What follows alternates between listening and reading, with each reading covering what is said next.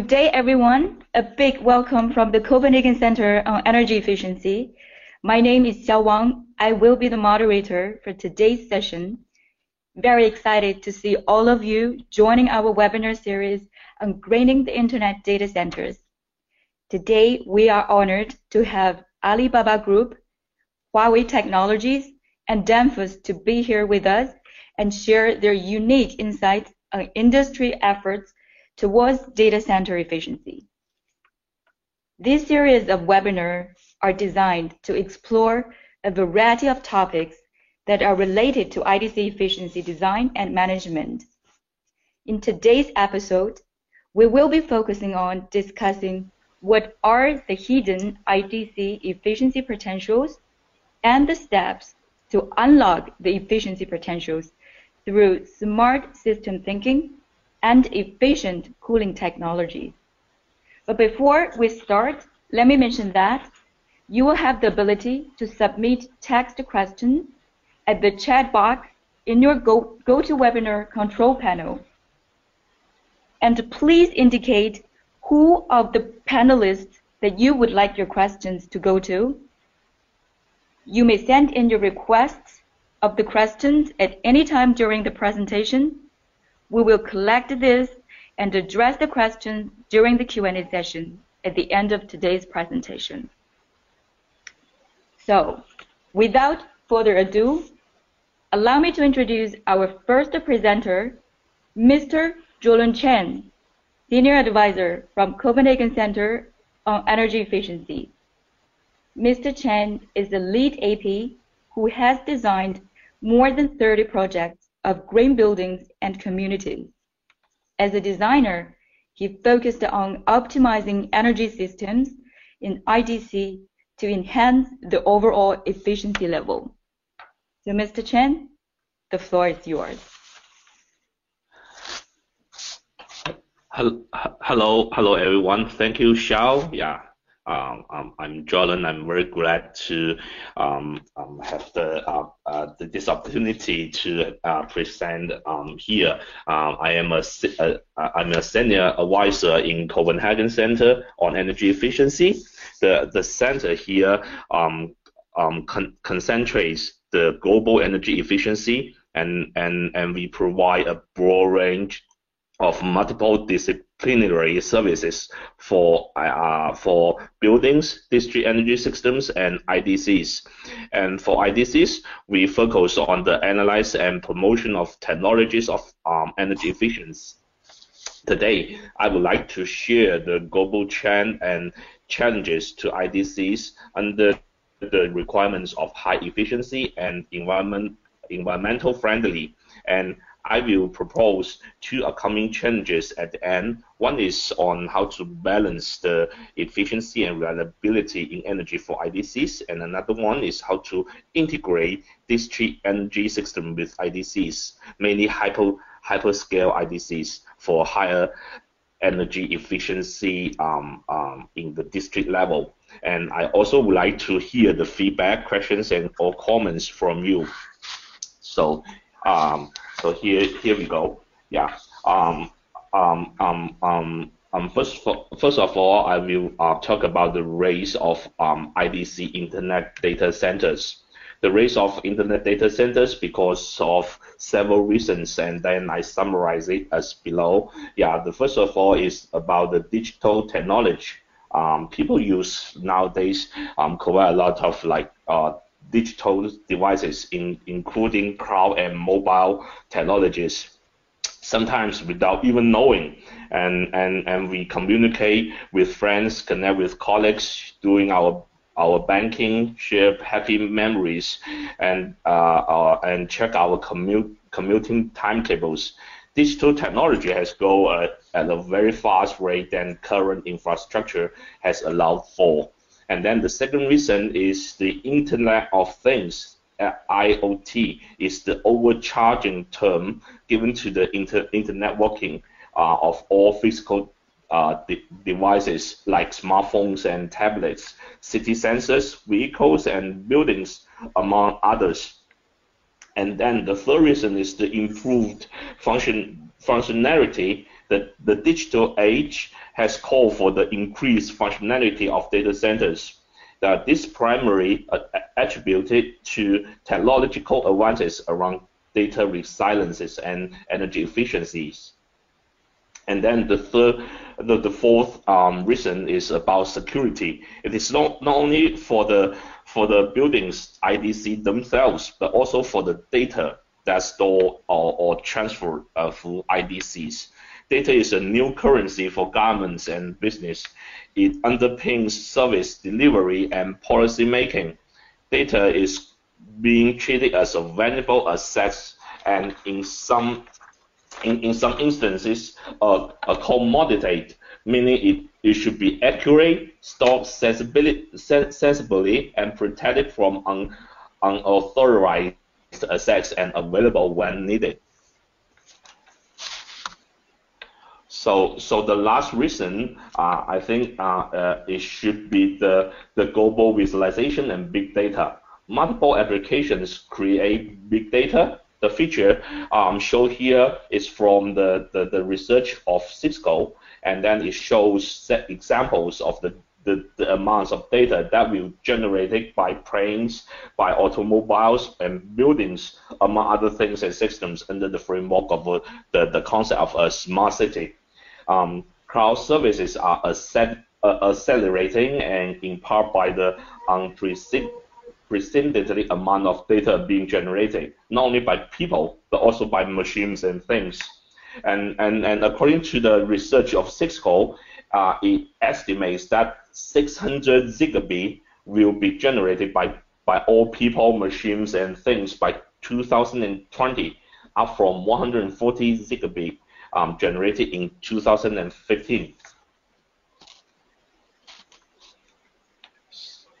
So the IDC developments in the world will when we see today when we look at the IDCs already operating around us, and then make an expectation on what they will be look like in the year, like 3 years later, 2020. First of all, we will find that the workloads in IDCs increase quickly and will keep increasing. The trend, as you can see here in the chart, yeah, the traditional data centers are facing widespread change as computer power and workload increases, and new privacy and security policies and regulations are introduced, and the need for improvements in green energy efficiency and reliability go. So according to the Cisco's research, by 2020, 92% of workloads will be processed by cloud data centers or IDCs. And also the workload density, meaning the workloads per physical server for IDCs was 7.3 in 2015 and will go to 11.9 by 2020. So another new trend is the increasing needs for IDCs and cloud resources for both the business and consumer service perspective has led to the development of large-scale public cloud data centers called what they call is the hyperscale IDCs. And these IDCs operators of these IDCs are increasingly dominating the cloud landscape, as you can see from the picture in the PowerPoint here. You know, hyperscale data centers will grow from 259 in number at the end of 2015 to 485 by 2020, almost double in number, and it will account for 83% of the cloud server installed in 2020. So when we talk about the IDCs nowadays, they are always with higher workload and densities and cannot be considered only as a single building like traditional data center. They will they are developed as like IT parks or a cluster of buildings with huge demand for renewable, reliable energy, mainly like electricity and cooling essential. And when I have some site visit in Asia or in Europe here, I really see that a lot of cities, especially in developing countries, they are donating like 800 acres to develop IT parks with more than 10 or 12 IDC buildings, and that is not a single building; it's like a district. And from the picture here, you can see that the hyperscale IDCs are mainly located in North American, Asia, and Western Europe. So we already see the construction trends in the IDCs, and then now we can see that the electricity capacity for IDCs will increase almost 30% compared to 2020 to 2016, and specific for the cases in USA, according to the research of US Department of Energy, the electricity consumption of hyperscale IDC will double in 2020 when compared to 2015. And also, the total water consumption in IDCs in USA will also increase almost 3 times compared to 2016. So we can see that there's a large demand of new hyperscale IDCs, and a lot of organizations and institutes have published the standards or certification systems to guideline these IDCs to be high efficiency, or what they call green IDCs. And here I summarize some main standards, regulations, and certification systems in the world. And you can see that in the standards, that the most important one and newly published one is the ASHRAE 19.4 2016. It is published last year, at the end of last year. And also we also can see that the benchmarking for data center in USA, which is developed by the US Department of Energy, and for the certification systems, it mainly refer to high efficiency equipments and green IDCs, and as I listed here, the lead from US GBC.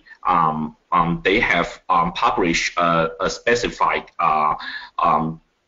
certifications on data center, and then also the Energy Star have a specific a requirement for the efficiency of equipments, and also the BREEAM in UK also publish a certification for data center in UK.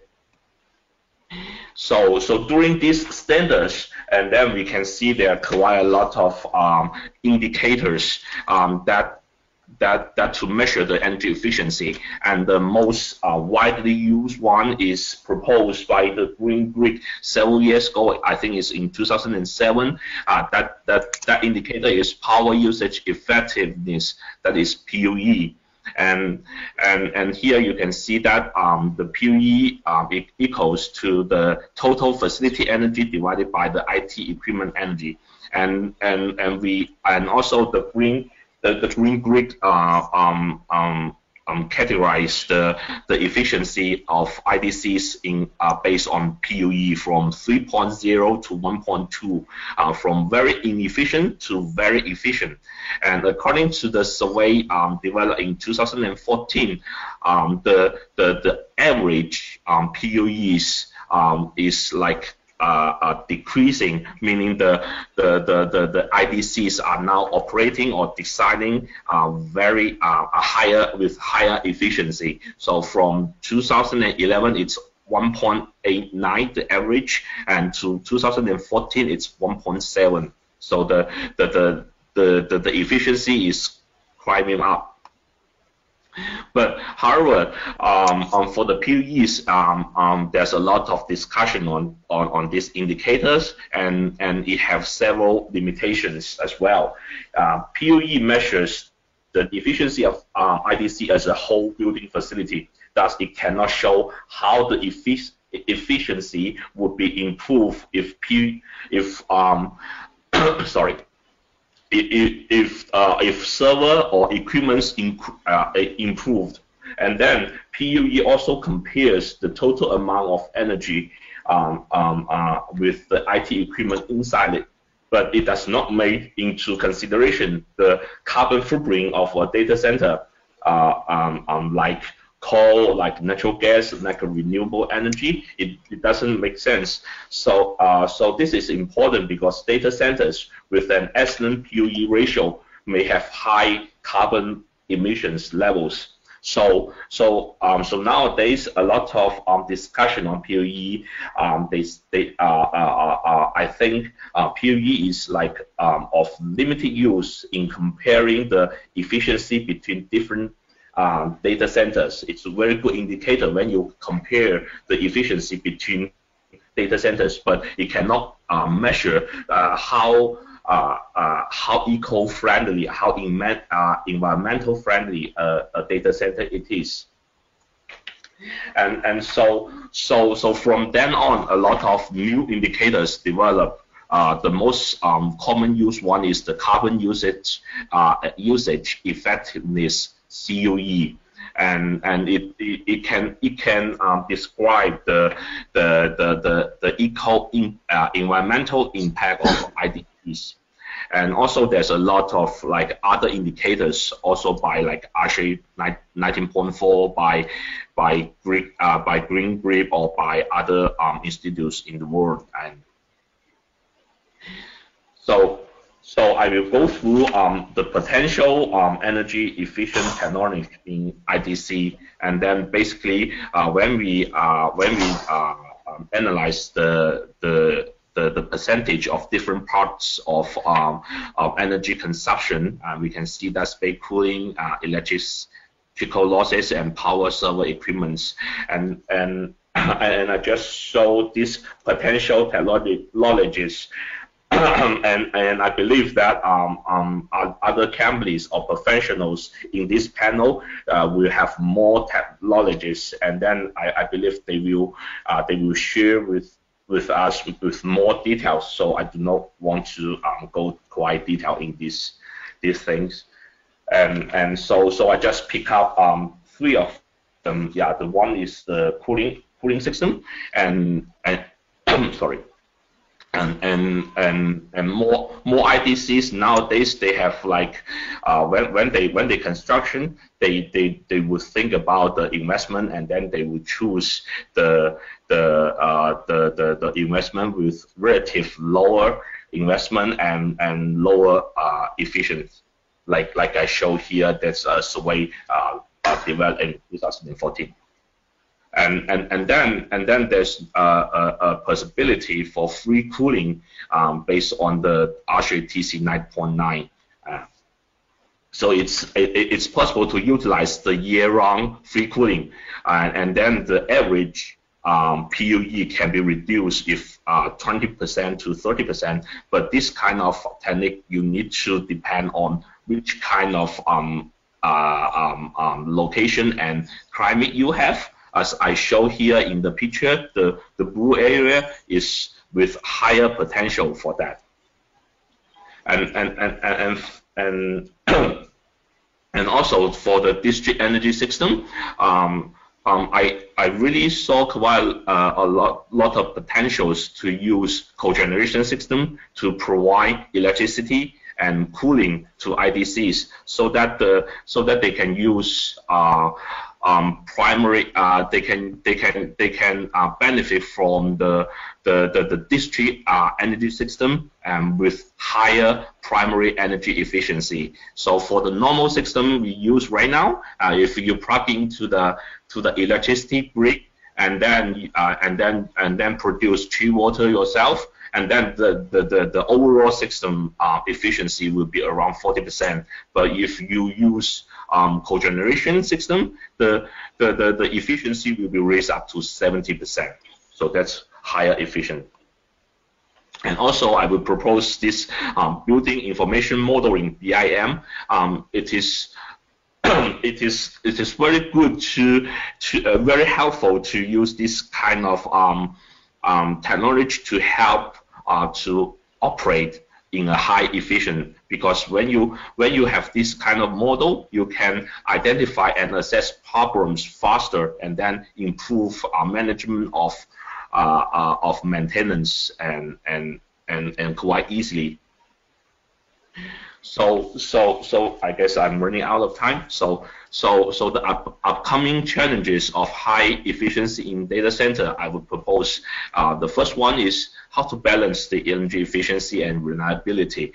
As we know that the IDC design guideline, the TIA standard, they only consider the standalone system, and then they want to have their own system inside the building. But like I say in before, the hyperscale IDCs, there are several clusters of IDC buildings construction together. So it is possible to have shared system, like they can share the backup system or cooling system or thermal storage or water treatment system together to get a higher energy efficiency in the district, not only inside the building. So we need to balance the energy consumption, lower the energy consumption, and then also maintain the same reliability of energy supply in that case. And then another question, another challenges I would propose is how to integrate energy system in a district level, like DES system, district energy system, with IDCs to increase energy efficiency. You know, nowadays we really see some practice that they use the waste heat from the IDC, and then they use heat pump to use that kind of waste heat, and then produce heating and then plug into the district heating system, so that the district heating system can benefit from the waste heat from the IDC. But that kind of usage, you know, that the PUE is the same, but the carbon, the COE is different. And then also there are some standalone IDCs. They already use district cooling system to provide cooling, and also some ongoing projects they use tri-generation systems to provide electricity, cooling, and also some domestic hot water to the IDCs. And I have to say that this kind of system, they only cover the base load of electricity for the IDCs, and then you still need to have a backup and then have extra electricity from the electricity grid. So basically, this is all my presentation, and thank you for your attention. Thank you very much. Thank you very much, Mr. Chen. Thank you for giving us a very overall view, very comprehensive on the world status of the IDC investment and efficiency potentials. And also you mentioned about the standards and indicators for efficiency design and operations. I think that's very useful for us to learn. However, after knowing where the efficiency potentials are, I start to think that it is only natural to question how can we catch these efficiency potentials and implement the design ideas into concrete projects. So to answer this question, we have invited Alibaba Group to share their experience in building secure, reliable, and efficient IDCs. Please welcome Mr. Yeye Shen, Senior Engineer of Alibaba Data Center Platform. Mr. Shen is responsible for power supply and distribution technology design and R&D of innovation. He acts as design manager of multiple data centers and was involved in the design and construction of a number of large-scale IDCs. So please, Mr. Shen, the floor is yours. Thank you, Xiao. Hello, I'm Yeye Shen, and I'm senior engineer in Alibaba data center platform and do some research on power supply in data centers, including the power supply unit of servers. And today, it's an honor to be here to give this presentation. And my topic is Alibaba Data Center Innovations. And I want to show you some innovations in our data centers to make the PoE and WoE lower. Okay.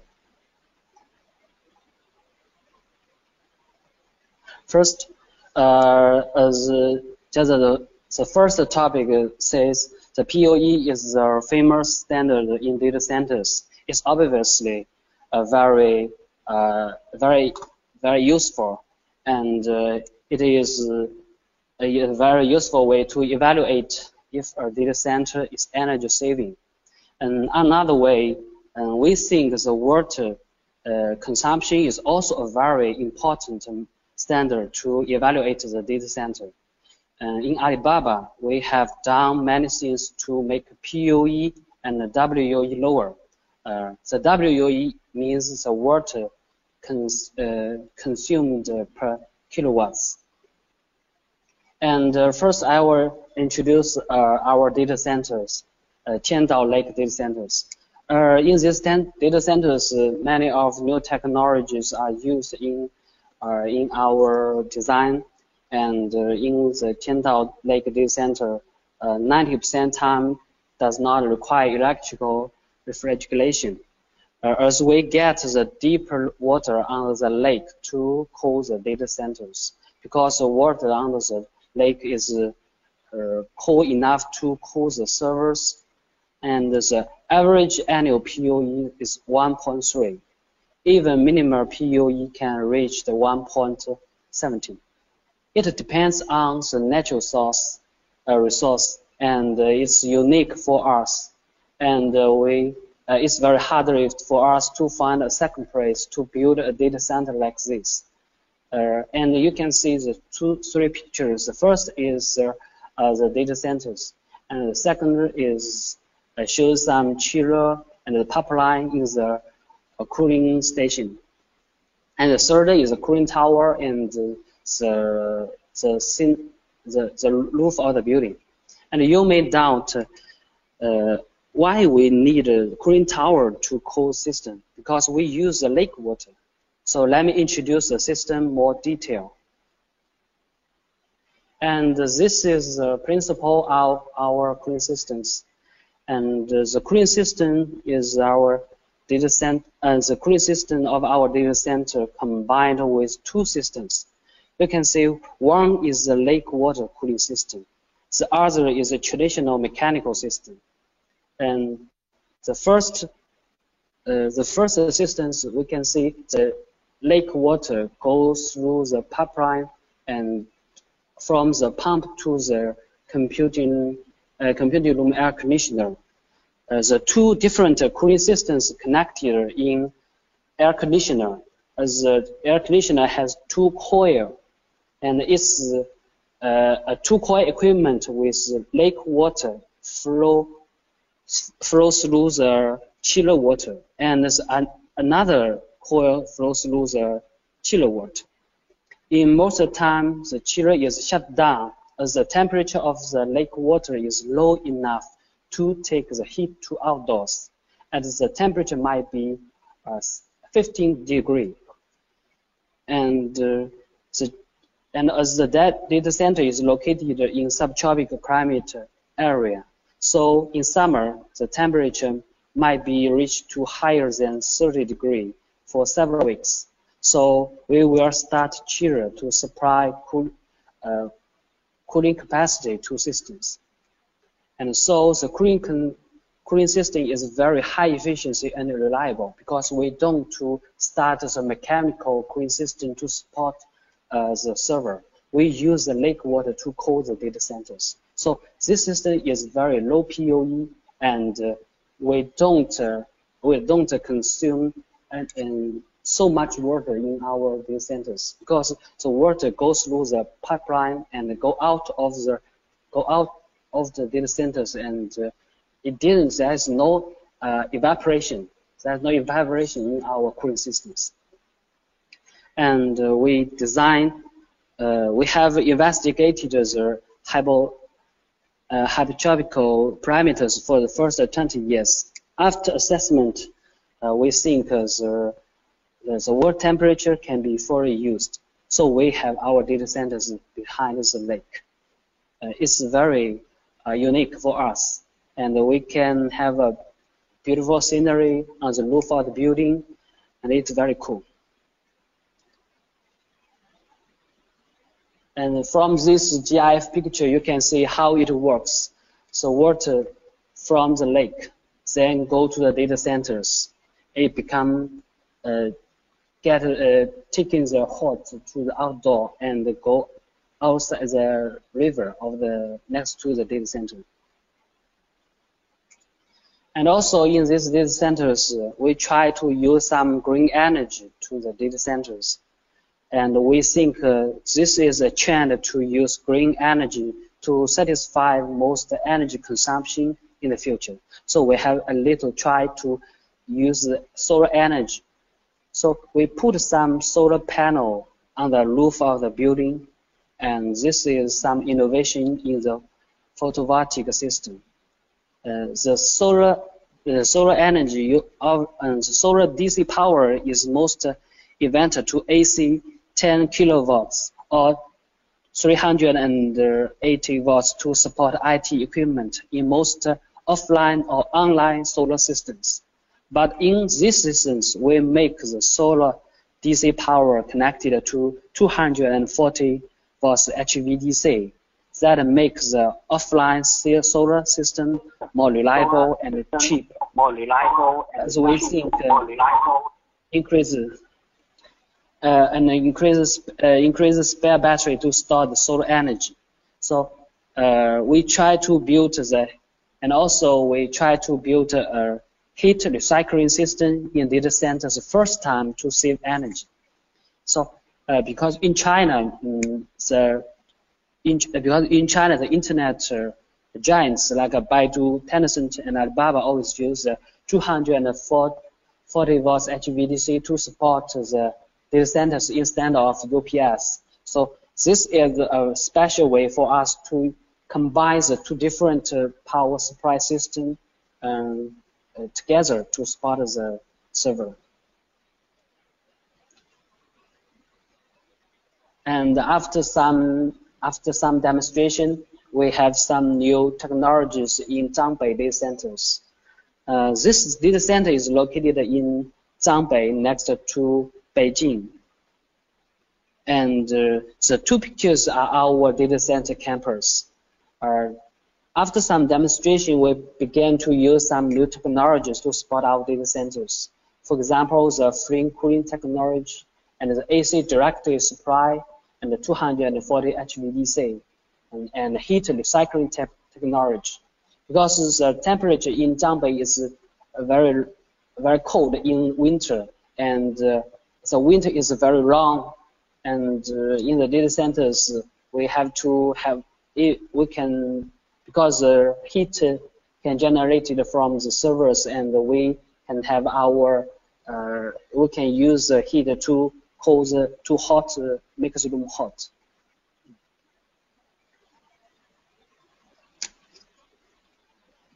Because the number of outdoor temperature below 10 degrees is considerable for the year, and the air is clean.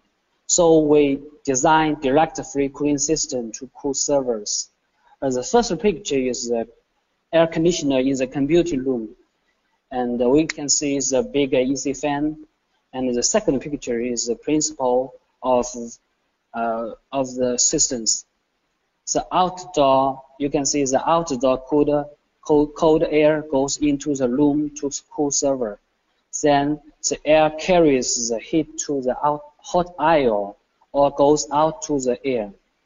Because in winter, the outdoor temperature is very cold. So if the outdoor temperature too low to damage the server, the hot air will mix the inlet air to make the air hotter. This method can decrease PoE efficiency. efficiently. And this is the first data centers for us to use these technologies to make the data center PUE lower, and it's a new try.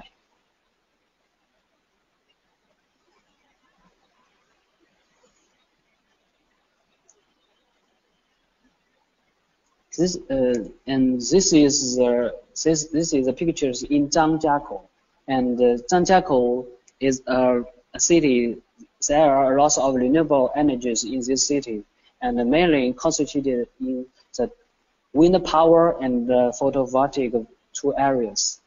The natural resource is large, such as there are thousands of millions of electricity generated there. So we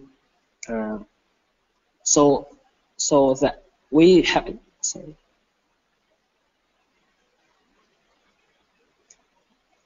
So our data centers are supported by the electricity from the net grid, and our data centers use the energy depends on the electricity from the net grid, and the majority of the electricity is generated from the green energy.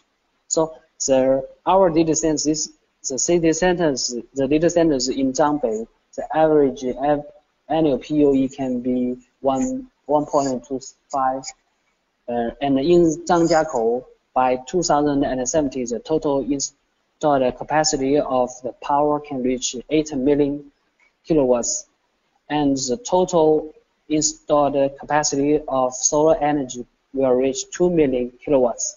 There's a lot of green energy there. So our data centers can use this energy very easily. And this shows the power supply system innovation in our data centers. We also have some innovations. In most data centers all around the world, UPS are widely used to provide uninterruptible electricity to servers. As the efficiency of UPS is limited by inverters because we have so many change from different volts to another volts, the voltage to another voltage. So most internet giants like Baidu, Tencent, and Alibaba use 240 HVDC. That's a different way. The system is more reliable as the battery is connected to DC voltage, and the efficiency of HVDC might be 94%. In this picture, you can see all the systems combined, the efficiency can be 91% because on the other line we have used AC direct supply. The system is more reliable as the battery is connected to DC voltage. You may say that the UPS has ECO mode. That's also very efficient, but it's different topics because the HVDC is online and the UPS ECO mode is offline. That's different. So the improvement of our power system efficiency is another way to decrease PUE besides the cooling system. So we can imagine that if we eliminate the UPS and HVDC in our data centers, that must be very cool. So in Zhangbei data centers, we try to make the electricity consumption diminish directly. That's a way we will reach in our data centers. We developed some server BBU and rack BBU to support the servers. On that way, we can put our centralized UPS distributed to each rack in our data centers, and that might be very high efficiency for our power systems, and also so we have so many ways to decrease the PUE. For example, the free cooling The free cooling included the direct free cooling and the indirect free cooling, and also the water free cooling. In our Qiandao Lake data centers, we use the water to cool the server. It's very special, and we try to find another place to build it, but it's very difficult to find a proper place. And also, the green energy is a trend for us to find a power supply the data centers. For example, the solar energy, the fuel cell, and the other things. It's not about there's no matter with POE. It's society. It's about the society contribution. Yeah. And also the energy storage is a trend for us to have the innovations, because the lithium-ion battery is very popular around the world. We have our battery backup unit in server and in data centers to storage the energy, and we are trying to do some things about this. The third is AC direct supply, because we want to decrease the power loss in the data centers. We have to get the AC directly to supply the systems, and it's also a direction for us to decrease the PUE. So, thank you. It's my thing. Thank you for all of this. Thank you, Mr. Shen. Thank you so much from Alibaba that presenting us two inspirational cases from Qiandao Lake and the Zhangbei cloud data centers. I think it's very interesting to see that we already see Alibaba is applying the type of technology that Dr. Chen just now has mentioned, like, for example, the building information model technology. And I think these real-life cases really build up a very solid foundation. And from here, we can only moving forward to push the improvement on the efficiency part in the internet data centers design. So, dear everyone, for the next presentation, we have invited Senior Data Center Designer, Mr. Fantao Meng from Huawei Technologies. He has more than 20 years experiences in IT and telecom industries, focused on researching in energy efficiency of ICT, data center infrastructure planning, participated and conducted in various large-scale data center projects in China. Mr. Meng is going to tell us a bit more on how Huawei is responding to efficiency challenge by designing a dynamic system solution for IDCs.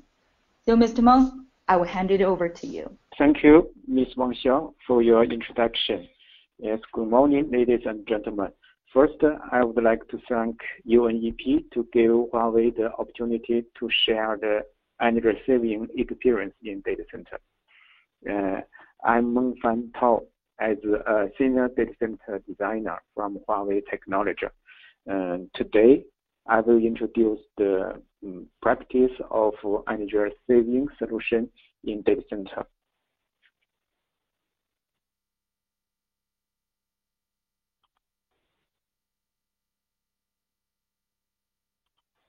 Yes.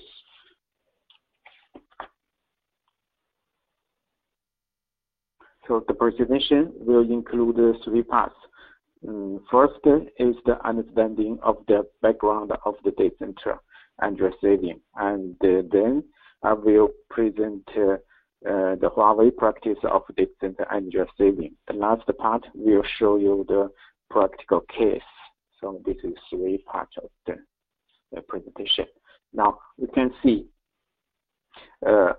according to the independent, the amount of the energy consumed by the world's data center amounts to 3% of the global electricity supply and accounts for about 2% of the total greenhouse gas. In the some carbon footprint, as the airline industry show, we should try our best to reduce the energy consumption inside the data center. Now we can see here the typical energy consumption inside the data. It's included is energy consumption of IT system, energy consumption of chiller or cooling system, and the energy consumption of power supply system. So this is the basic energy consumption construction inside of the data center. So if we do some work to reduce the energy consumption or improve the PUE or improve the energy efficiency, we should focus on the three areas in the data center. First, the IT system, cooling system, and power system. So the basic principle from Huawei point, we should have an end-to-end energy saving design for data center. As you see,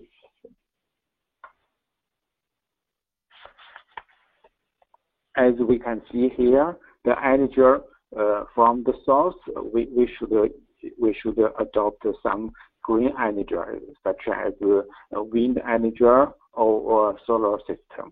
So this is the first one, is the source. And the second is the IT system. So we should use some cloud computing technology to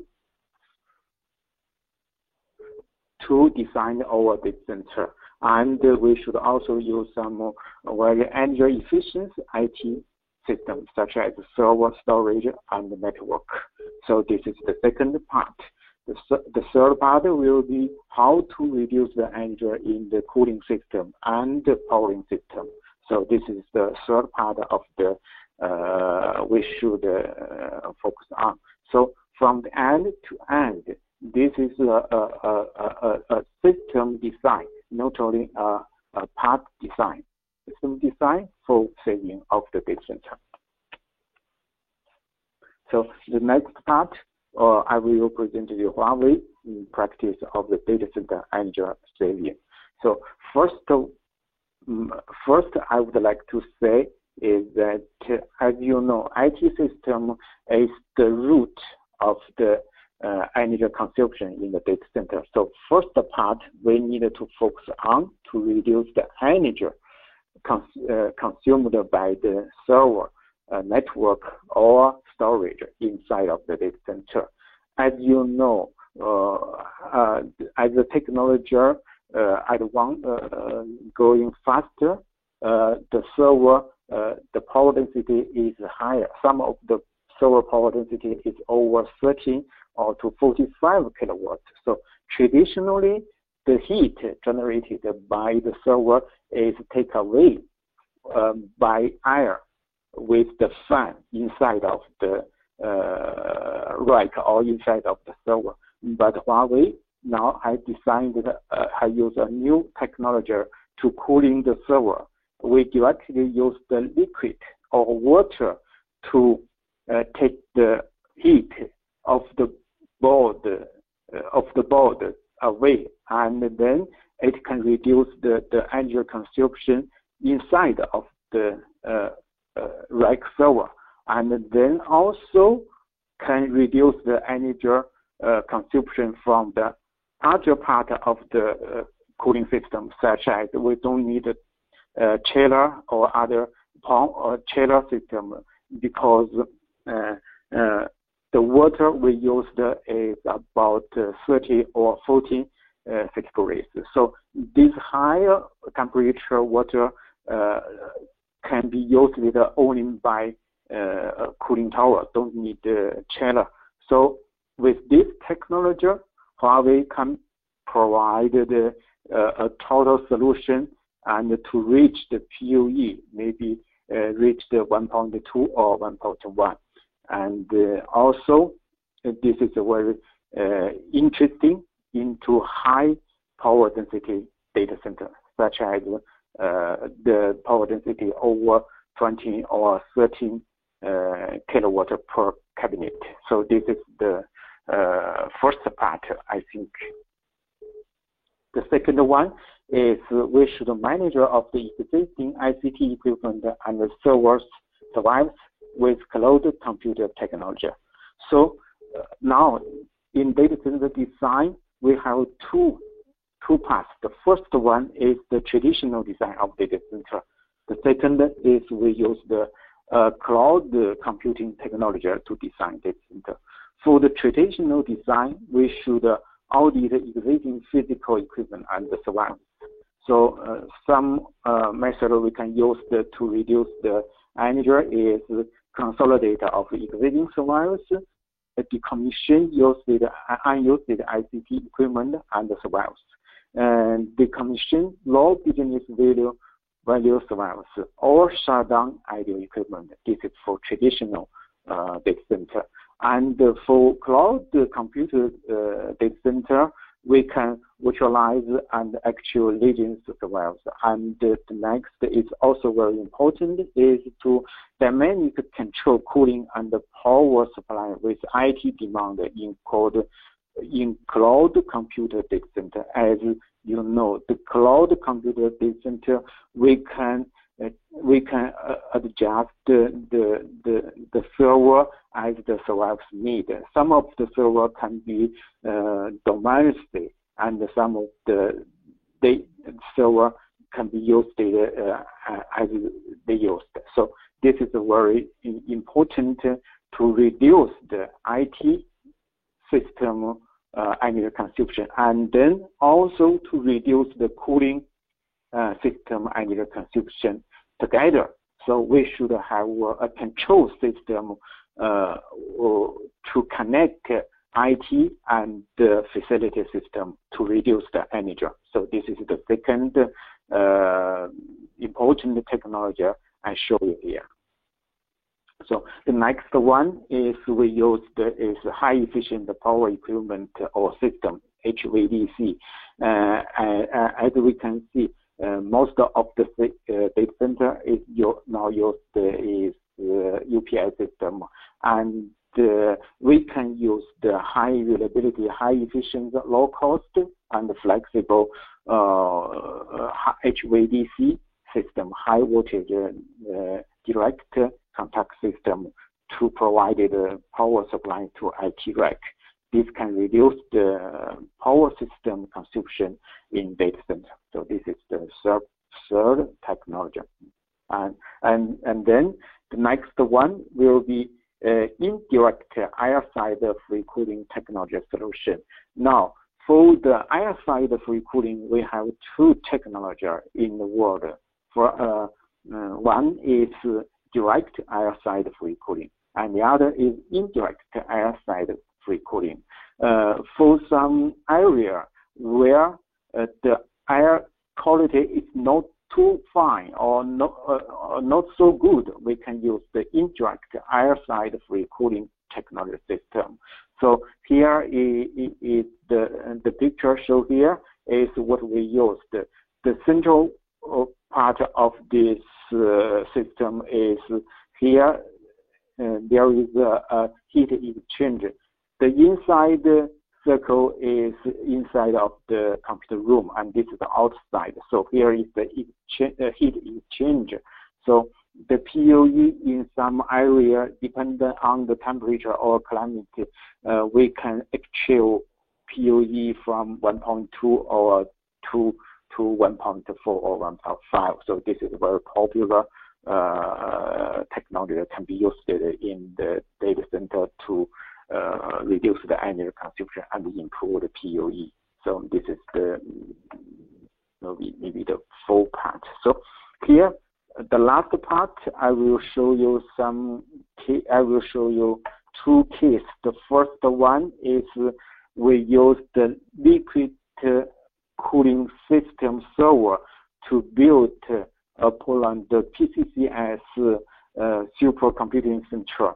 And in this data center, we use the totally liquid cooling server and also liquid cooling system outside the server. So the supercomputer center is top 18 in the world, and the cooling PUE also we can see here is CIF is equal to 1.05. So it is very efficient. So the next one is indirect air side free cooling system. The data center is in Harbin province in the very north of China. So we use the three important energy saving solution. The first one is use indirect air side free cooling for cooling system, and then the other one is the cold air containment, and the third one is high efficient power. We use the distributed HVDC system and improve the efficiency. So, and this is the Huawei's practice in data center to reduce the energy consumption and improve the PoE. So thank you very much. This is my presentation. Thank you. Thanks very much. Thanks, Mr. Meng, for presenting us about Huawei Smart Solutions.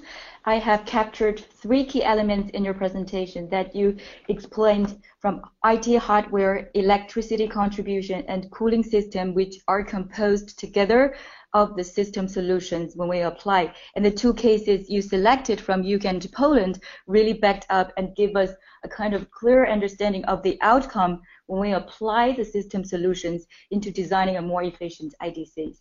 Thank you very much. So before we're moving on to today's final presentation, I would like to remind you again that you could send in your questions at the chat box in your control panel, and we will answer it at the end of this session. So for our final presentation, we are honored to invite Mr. York Sa, Global Application Manager from Danfoss. He will share their insights on high-efficiency cooling and energy-saving operation. Mr. Sa has extensive experiences in refrigeration and cooling products and services design. So, Mr. Sa, I will hand the time over to you. Thank you, and good morning, good afternoon to everybody. Be invited to a short journey a little bit deeper into the cooling technology of data centers. So you heard a lot already about the different solutions that are there to make data centers more efficient. And as I said, please be invited to dive a little bit more into the cooling only. You're going to hear a short introduction about Danfoss Cooling, so the company I'm coming from, just to give you an idea about that. Then a little bit about server room cooling data centers in general and what temperature parameters or what parameters are controlled in general, and then some examples how to improve the energy efficiency here. Danfoss is a company that looks into certain areas. One area is cooling. Danfoss Cooling addresses the main global challenges in cold chain and energy storage to provide sustainable cooling, and what we talk about here as well is energy efficiency, so to improve the efficiency of cooling systems. Why is that? Well, 38% of all the emissions that we have today need to be reduced to keep the Earth at a maximum 2 degrees centigrade increase at the year 2050.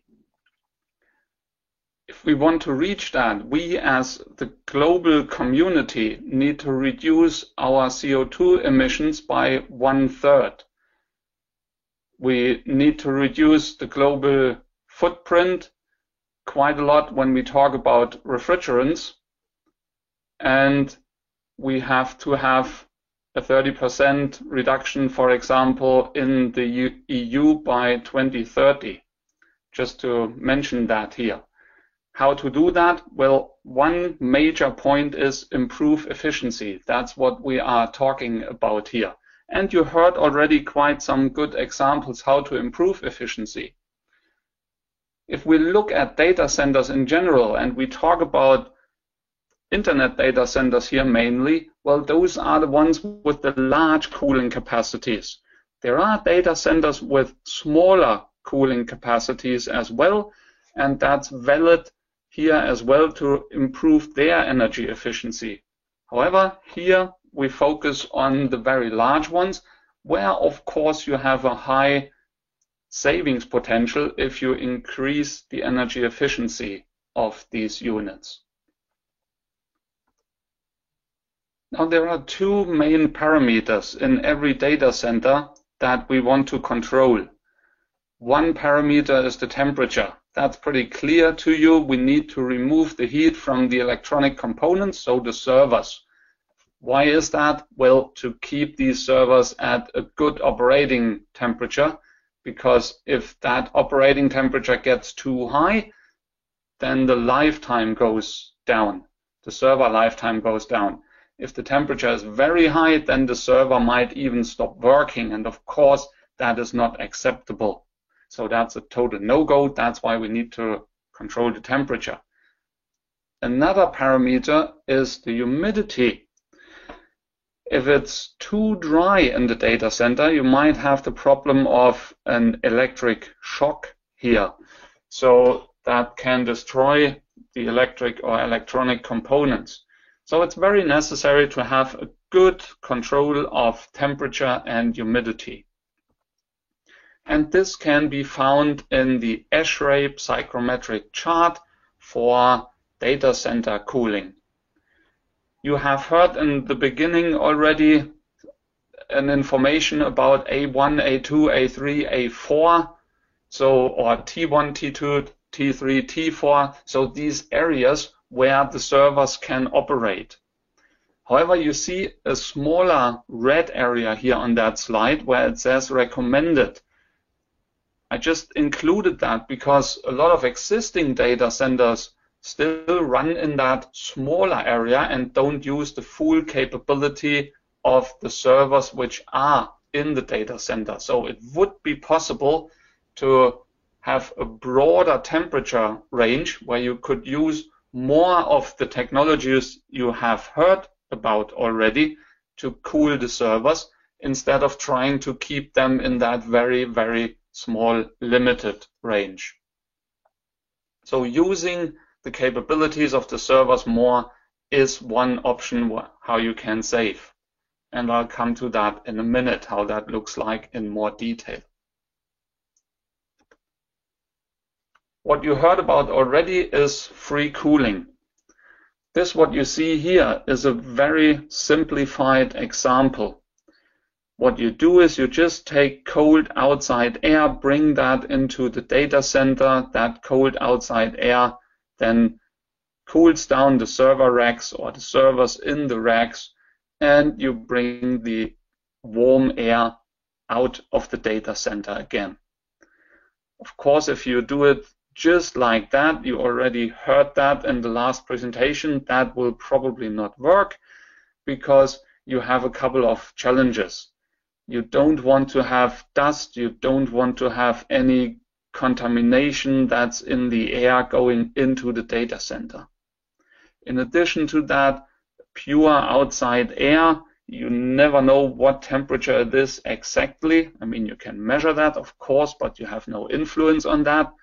And you have no influence on the humidity of the air you bring into the data center.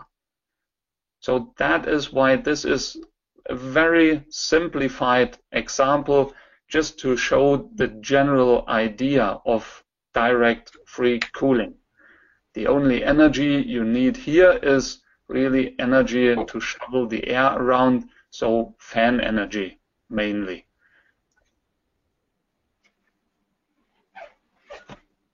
To avoid that you have any contamination in the air, you need to add quite often additional systems. That might be filters, that might be mixing chambers, that might be air-air heat exchangers, and so on. But in general, free cooling provides a good opportunity to save energy on the cooling of a data center. And then you heard about chillers, that the data center is connected to a chiller, for example, or the cooling unit of the data center is connected to a chiller. And here again, you can use free cooling. Here the free cooling works in a way that the water which is provided to the data center or to the cooling unit of the data center is cooled down either by mechanical cooling, so typically compressors, or then direct just by cold ambient air, and that's the free cooling part, if you use the direct cold ambient air only. So that means if you do that, you only need power for the compressors when the ambient air is quite warm.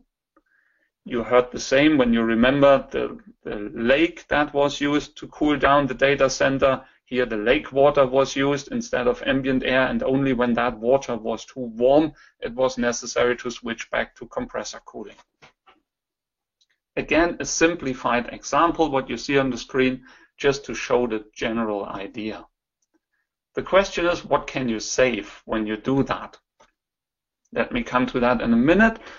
Just want to explain a bit more in detail how that free cooling then works. This is a chiller with free cooling. So the green part is free cooling only. That means the heat exchangers there, they are air to water heat exchangers. So water is flowing through these heat exchangers, and when the ambient air is cold enough, then only the fans are running, cooling down that water, and the water is pumped back to the data center.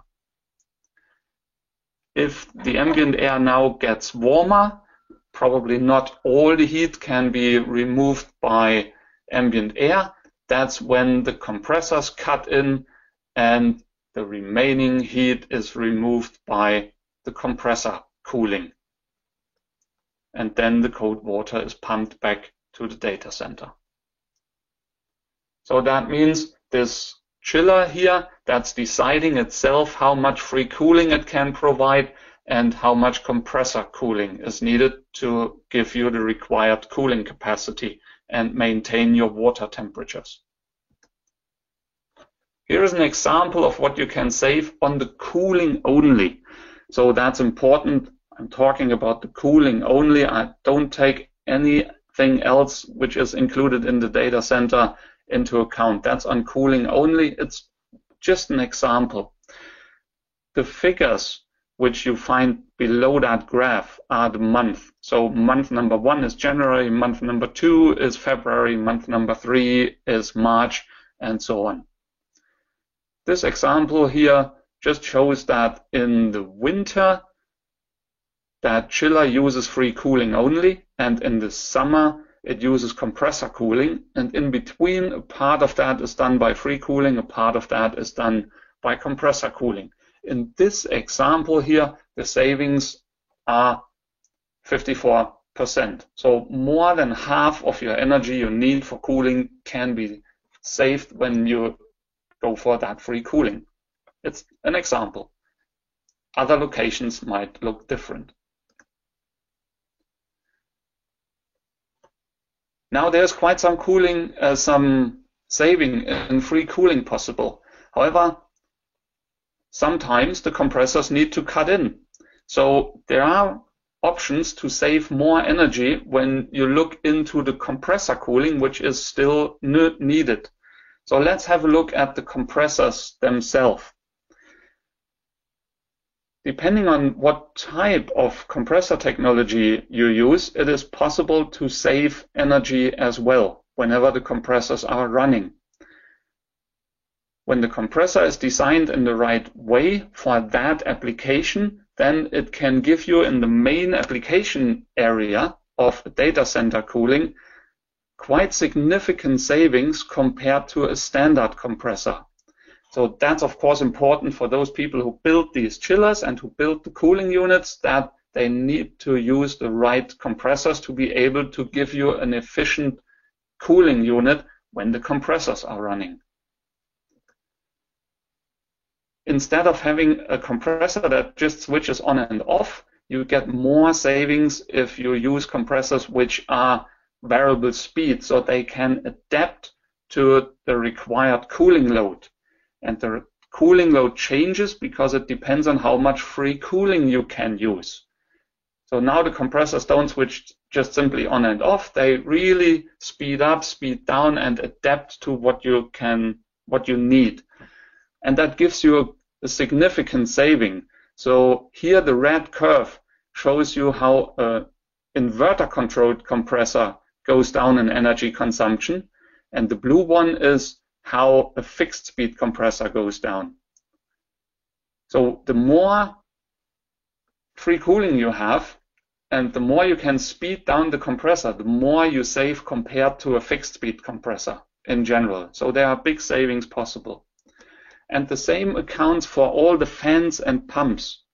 So if you switch on a fan, if you switch on a pump, just on and off, then you switch it on, it goes to the maximum speed, to the maximum load, and you have 100% power consumption on the motor.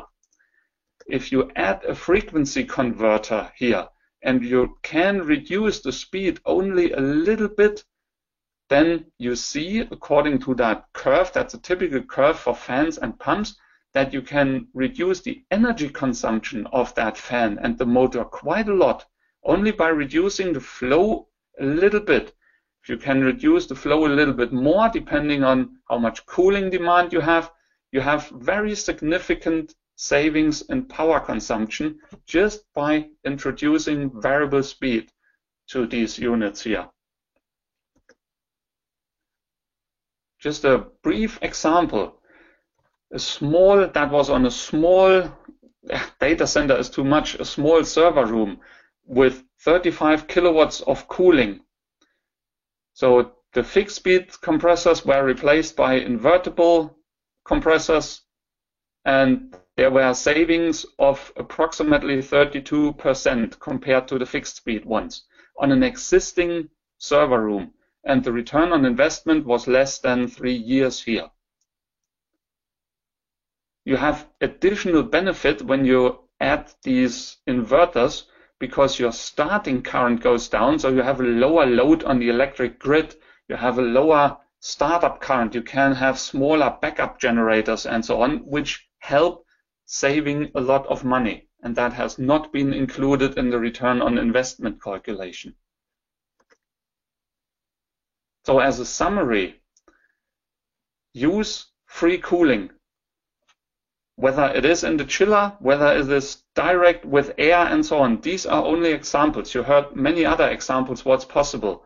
With inverters, that they help you saving a lot of energy as well. And I have not been talking, and I will not talk about high efficient heat exchangers, but that's a very important part as well, to add these high efficient heat exchangers. And as I said, the frequency converters, they bring down the energy consumption a lot. So to the question, will we as humans be able to bring down our CO2 emissions to reduce the heating up of that planet we live on? Danfoss thinks, yes, that is possible. Thank you very much. We are looking forward to your questions. Thank you, Mr. Sa. Thank you very much for your very detailed presentation on the free cooling technologies and VRF compressor, and also to provide us the options of available products that could assist the system to be more efficient. Thank you again for that. And I can see there's already lots of questions flying in. So now we're going to begin answering the questions submitted during today's presentation. And still a reminder to you that you can still submit the questions through the chat box in your control panel. So our first question is to Mr. Chen from Copenhagen Center on Energy Efficiency. One of the participants wants to know, does LEED China include certification for IDC? Hello, yeah, I can answer this question. Yeah, because LEED is US certification system for green IDCs. So currently I have a list of certification IDCs, around 12 IDCs on the highest level of the LEED Platinum. And then they are basically in USA, in California, in Illinois, and also in Zurich in Switzerland and India, and then another one is in Germany, Frankfurt, and they are basically the Apple and the Citigroup of who are using the IDCs. And right now, currently, I don't have the list that any Chinese IDC got the LEED certification. Yeah, but I will keep an eye on that, and then I will follow up whether there's some new constructed IDC got the LEED certification. Thank you. Thanks, Mr. Chen.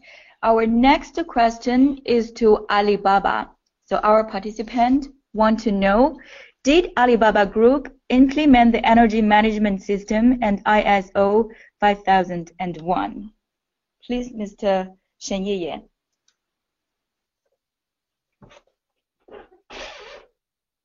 Wait, hello? Wait. Pardon? We can hear you. Can you repeat this question? This question? Yes. So our participant want to know, did Alibaba Group implement the energy management system and ISO 5001? No. No, we don't have this. No. So what are the type of system are you using to complement that? Or is there any substitutions on that? So does Alibaba have other certifications that applied or substitute to this? We haven't really touched on this area. No, we don't have this this in our data centers. Oh, okay. So we have another question to you as well. So people would like to know, which is the temperature of the water return stream? Does it meet environmental norms? And do you evaluate the environmental quality of the water of the lake?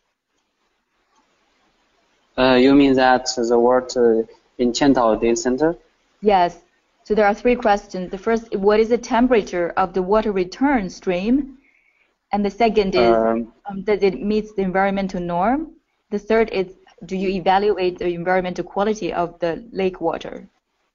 Yes. We have get some we get the return water to the outdoor every week, and the temperature is might be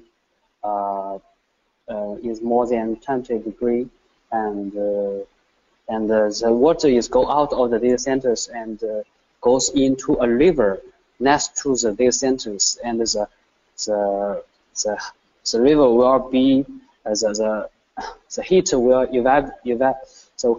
the water will be cooled through the evaporation, and then the water go back to the lake. So the temperature, the heat taken from the data centers can evaporate to the air, and the temperature will be get close to the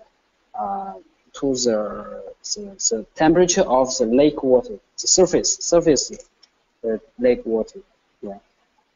So that we will evaluate the water each week. So there's no any risk of this. Okay, thank you, Mr. Chen. That's glad to know. So our third question is to Mr. Meng Fantao from Huawei Technologies. So our participant want to know, water-cooled server, will this be technically feasible and economically viable for low density or mixed density rack design? Because most IDC, he wrote, below tier 3 would expect not high density rack design, and high density refers to power density. Could you answer that? Excuse me, the network is not so stable. So can you speak again about the question? Okay. Yes, it's a little bit long, but I will try to break it into pieces. So this participant want to ask something on the water-cooled server. He want to know, will this be technically feasible and economically viable for low density or mixed density rack design? Yeah. Can I answer your first question? I think the liquid technology for the server is where we have been used it maybe 2 years, so it's flexible. It's flexible. Yes. Okay, that's a very brief answer. But yes, do you like the second? I think you mentioned something on most IDC below tier 3 would expect not high density rack designs, and that's also connected to the general question about economical variability and the technical feasibilities. Yes, most of the data center is below, is not higher power density, but I think the technology can be used in design in the data center, because it not only reduce the energy for the power for the server system, also for the cooling system provided for the data center. So I think it is very useful technology maybe in the future. Yeah. Right. Thank you very much. So our next one is going back to Mr. Chen from Copenhagen Center on Energy Efficiency. People would like your confirmation on that you cited in your presentation that US EPA energy use for IDC. Does this refers to absolute value of energy use, but not energy intensity per IDC that measured in PUE?